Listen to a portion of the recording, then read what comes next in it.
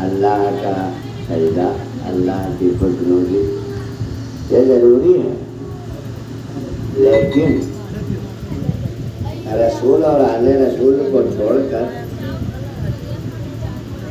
کچھ کامیاب نہیں ہے۔ میرے کہنے کا مطلب یہ ہے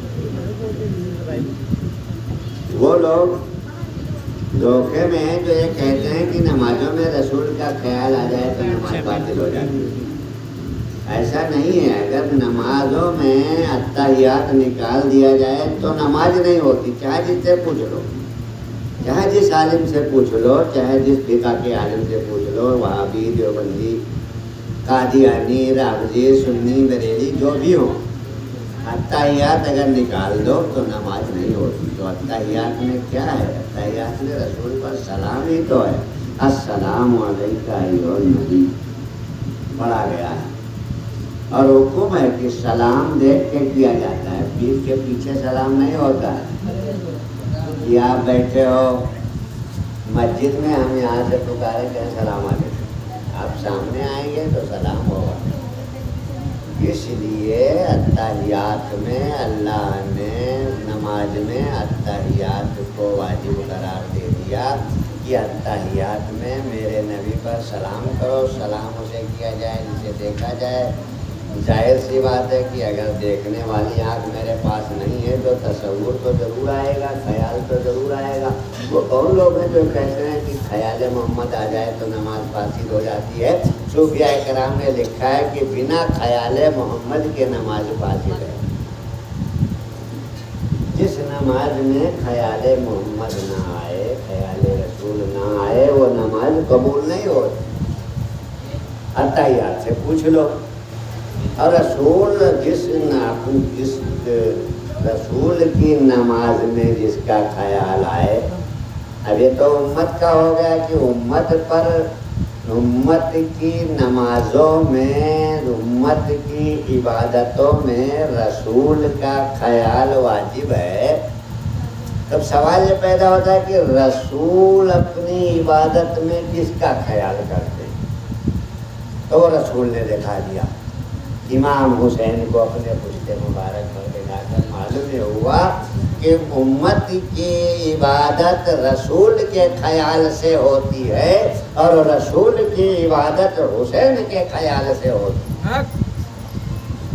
تو ہم رسول اور آل رسول دونوں کو ماننے والے ہیں، اور اس کے بعد ہم اپنی عبادتوں پر یقین رکھتے ہیں۔ پہلے اس کی رحمت پر یقین رکھتے ہیں، پہلے اس کی عنایت پر یقین رکھتے ہیں، پہلے اس کے کرم پر یقین رکھتے ہیں، پھر اس کے بعد کلمہ، قرآن، نماز، روزہ، حج و زکوٰۃ۔ کیونکہ کربلا کے میدان میں جو سامنے اپوزٹ میں کھڑے تھے، جو اہل بیت اطہار کے مخالف تھے، جو 72 سواروں کے قاتل تھے، امام حسین آل رسول کے قتل کے در پہ تھے، وہ نہ انہیں کلمہ سے انکار تھا، نہ انہیں نماز سے انکار تھا، نہ وہ روزہ کے منکر تھے، نہ قرآن پڑھنے کے منکر تھے، سب کچھ مانتے تھے، حج، زکوٰۃ، نیکیاں سب کرتے تھے، مانتے تھے، جانتے تھے، تسلیم کرتے تھے، کلمہ بھی ان کا لا الہ الا اللہ محمد رسول اللہ تھا، لیکن اہل بیت کی محبت سے خالی تھے، اہل بیت کی محبت سے دور تھے، اہل بیت کے دشمن تھے، اسی لیے انہیں جہنمی قرار دیا تمام اہل اللہ نے، تمام فقہائے کرام۔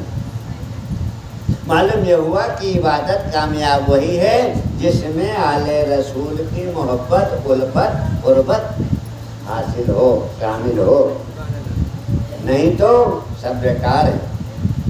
یزید بھی نماز پڑھ رہا تھا، یزیدی بھی نماز پڑھ رہے تھے، یزید کی فوجیں نماز پڑھ رہی تھیں، ساری عبادتیں ہو رہی تھیں، نعرے تکبیر اللہ اکبر کہہ کر کے اہل رسول کو قتل بھی کر رہے تھے، شہید بھی کر رہے تھے۔ تو نعرے تکبیر اللہ اکبر کام نہیں آئے گا۔ آل رسول کے گردن پر چھری پھیرنے والوں، آج بھی اگر آل رسول کے ذکر کے منکر ہو تو انہی کے زمرے میں شامل ہو، اسی جماعت میں، اسی دائرے میں تمہارا بھی شمار ہو رہا ہے۔ عبادتیں کہنے کا مطلب صرف یہی ہے کہ عبادتیں تبھی مقبول ہوں گی جب اہل بیت اطہار کی محبت سے بھرپور ہوں گی۔ ہم عبادت کے منکر نہیں ہیں، اپنی اپنی نجات کی سب کو فکر ہے، لیکن کوئی کاہو میں مگن، کوئی کاہو میں مگن، ہم واہو میں مگن، جیسے لاگی ہے لگن۔ ہم ہمارا ذکر ہے، پنجتن پاک ہماری یاد ہے، اہل بیت اطہار۔ رسول نے فرما دیا کہ علی کا چہرہ دیکھنا عبادت ہے، ہم اپنی عبادت صبح و شام اس طرح کرتے ہیں۔ وآخر دعواہم ان الحمد للہ رب العالمین، والسلام علی من اتبع